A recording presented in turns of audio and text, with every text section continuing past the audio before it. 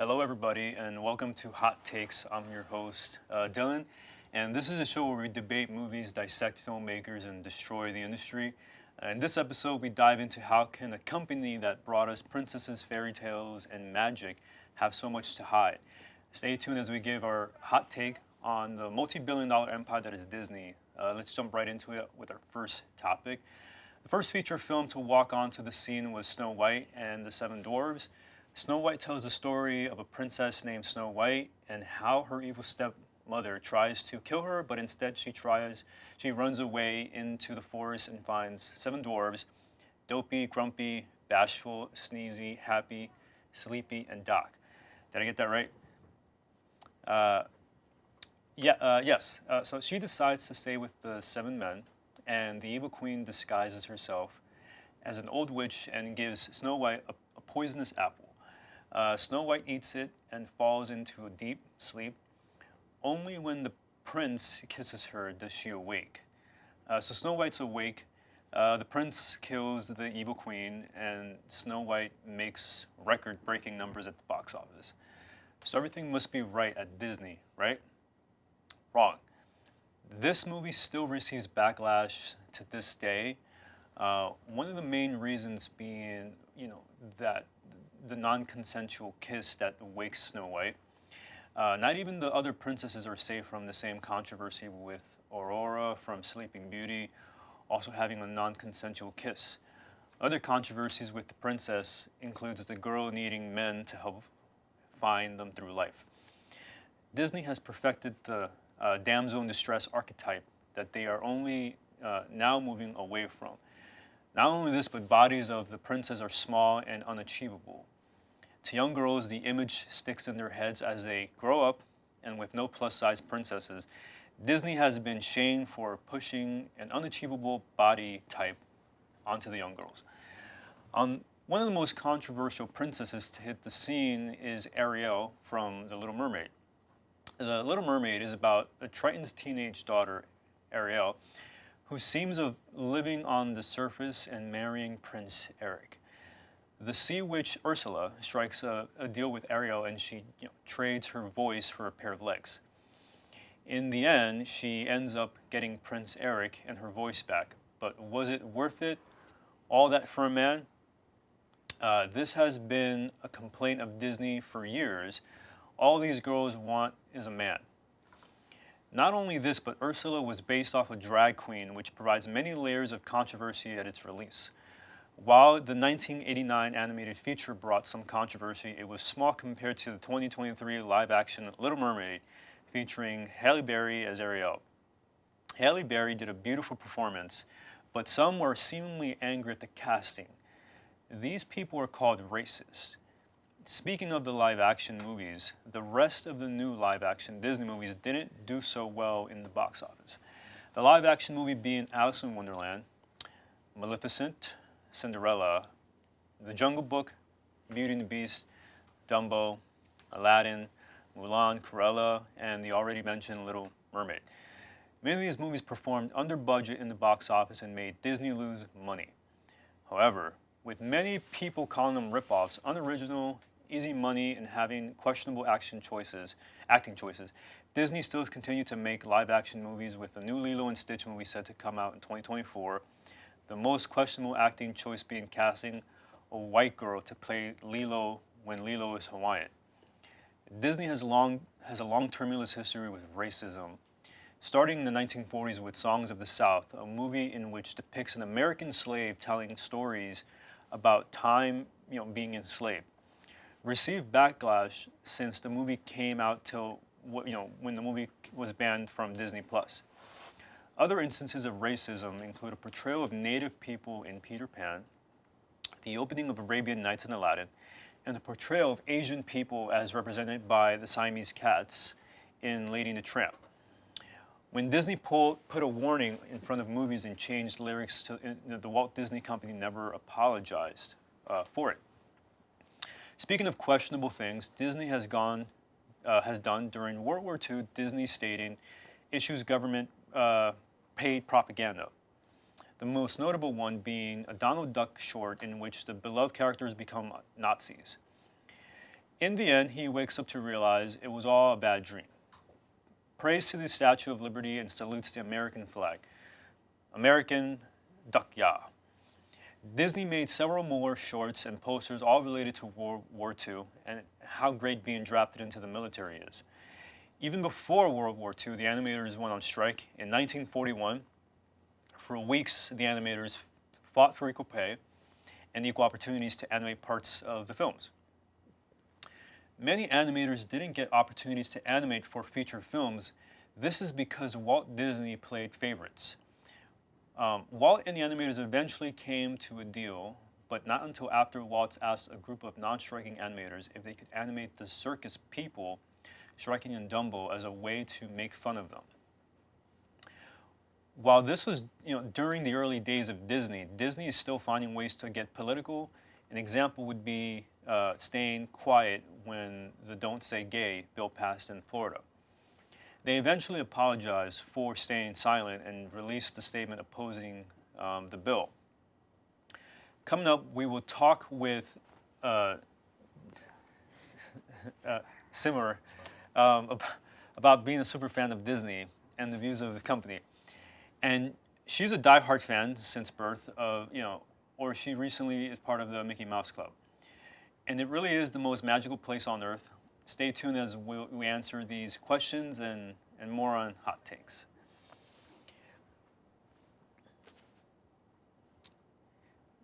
Is she a diehard?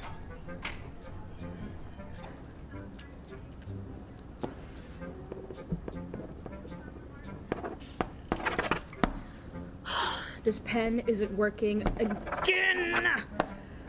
I feel like I'm having a crisis. Crisis? I know I ordered hot coffee and not cold. No one ever listens to me. Sounds like you have a crisis.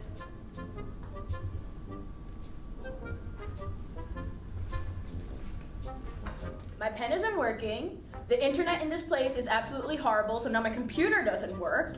And to top it off, the coffee that I ordered that I said hot is cold because they gave me ice. Like, I need iced coffee in this weather. Like, honestly, this is ridiculous. I feel like I'm going through a crisis. Crisis? I'm gonna have to call you back?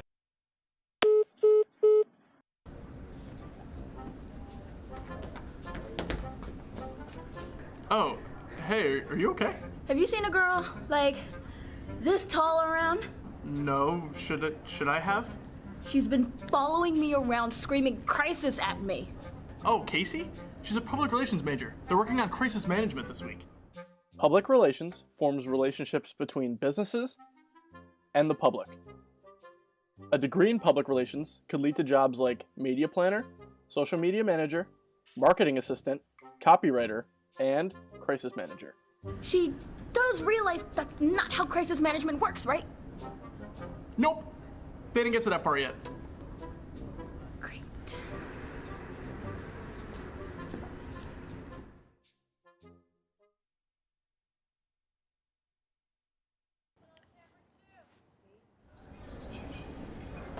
Hey, class start.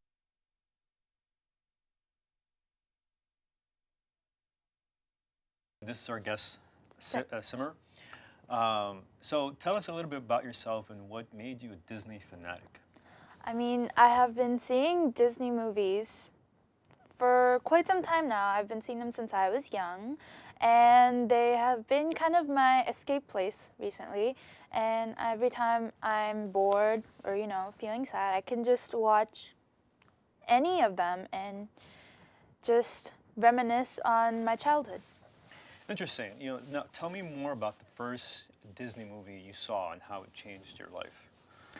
The first ever Disney movie that I saw was Aladdin.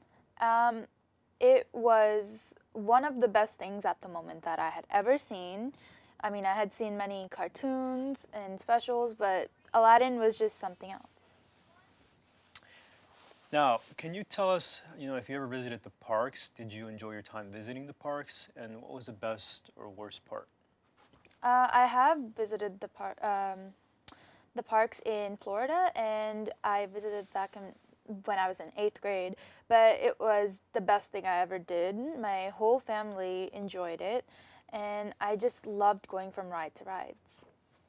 Yeah, that sounds great. And are your family, are they obsessed as you are, or do they think it's a passing fad? My family isn't as obsessed as I am, but they still don't really care as much. Okay. Well, that's a lot. I just need to know if have you worked at Disney, or what job would you want if you did? If I worked at Disney, I would want to be interacting with the guests. So maybe I would want to be a character or just one of the staff members that helps the characters. But I want to be able to give the other guests what I have felt. Okay. Well, that's a lot. I just need to know, does Disney really have secret tunnels through the parks? When I was there, I didn't really see any, but didn't try to look as hard. So maybe there are. Yeah, good to know. Now we're going to get into how well you know some Disney fun facts, starting with, can you name all 11 official Disney princesses? Okay, so there's Snow White, Cinderella, Aurora, there's Jasmine, Belle, Merida, Pocahontas, who else? There's Raya recently. You could say Moana. Am I forgetting another one? I think I am. So it's Snow White, right? We have Cinderella, Aurora, Belle, Jasmine, Pocahontas, Mulan, Merida, Tiana, Monana, and most recently Raya from Raya and the Last Dragon. When did Disney buy Pixar? I'm not entirely sure, but I think it was in the 2000s. Yeah, on January 24th, 2006. And last but not least, what is your favorite live-action Disney movie and why? My favorite live-action Disney movie would be Maleficent. I really liked the way Angelina Jolie played her character. It was very well done, in my opinion. Okay. Now on to the hot takes. What is your biggest hot take about Disney? I mean, they try to stay more politically correct. They're adding diversity as well, but there's still some opinions that could be different. I feel like they're trying to be too much with the people. I like that. Now, yeah, how would you feel about the current state of the company? I think they're doing good. They're making movies back to back, and especially with the live actions. But I feel like it could get better, might get better. Okay. So this one's about princesses. How would you feel about a princess that deviated from the norm? I feel that princesses that have, gone off the path, I think they did really good. They showed the young girls, that it's okay to be different. It's okay to not want a prince, but, you can still be happy. Okay. And my last question for you is, should Disney ever get involved in politics? I don't think they should, because them as a movie company, they really need to be, focusing on just making movies. Okay. Well, thank you, Simmer, for joining us today. It was a pleasure to have you. Up next, I will talk with current communication student about Disney and even debate them on some popular topics. This is Hot Takes. Stay tuned. On a daily basis, we're met with many inconveniences, such as road work, traffic, or poorly written laws and regulations. Well, the solution is you. Yes, you. By visiting the website www.nj.gov/elections, you can find out information regarding the local politicians running in your area. It's up to us as a community to discuss the changes we would like to see happen by voting in our local election November 6th. Hey, class starts in 5 minutes. You coming? Yeah, I'll catch up.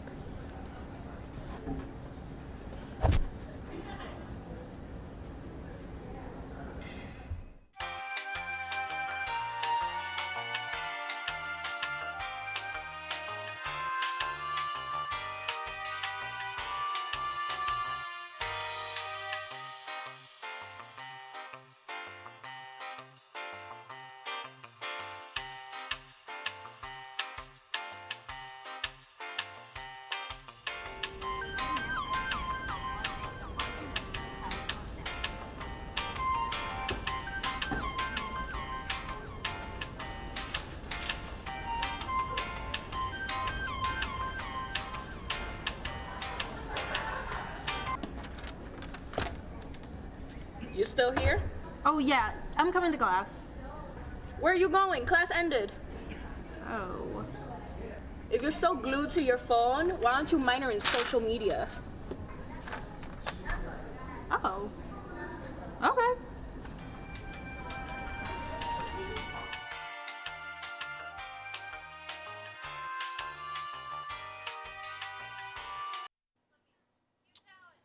Welcome back to Hot Takes. And now I'm sitting with the current Kane University communications student. Would you please tell us about yourself? Hi, my name is Tatiana, and I am currently a comm major with a focus in public relations. Nice. So my first question is, what is your biggest hot take about Disney? I would say like their movies are just great, you know, like Disney. You know, like Disney, the movies, it's just like, it gives you that fairy tale, like it just gives you that fantasy where you just escape into another, land and stuff. Okay. How do you feel about the recent casting choices in live action Disney movies? I think it's great. I think there's always room for inclusivity, and the fact that they're casting different people, I think is showing princesses like in all races you can be a princess, Okay.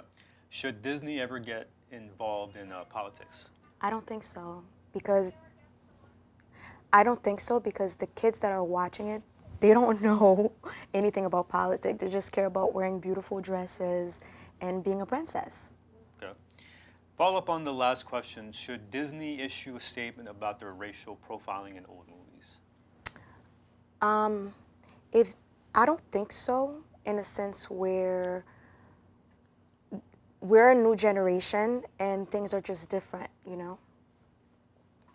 If Disney were to implement queer characters, how should they go about it? Should Disney even include queer characters at all? They should, because queer is part of us now. It's new generation where everything is new. Like they say, the Generation Z, everything just, emotional and everything. So they should. Everyone needs to be represented in my perspective. Would there be a queer princess, or is that too far? I don't think it's too far because that's a young child out there seeing themselves, and for them to be like, hey, I'm represented. This is me. I can be a princess as well. Okay. What do you think the worst thing could happen if Disney makes a queer princess story? I feel like there's always going to be people that will agree, and there's always going to be people that disagree. So they just have to do it. Yeah. Do you think the general public would act better or worse to a disabled princess than a queer princess? I think they will act better towards a disabled princess, and towards a queer princess, they wouldn't be too happy about it because it's just a generational gap. The older generation not agreeing with the new generation wanting everything to be part of everything. Okay. So now switching gears for a bit, how do you feel about live action movies? I think they're okay.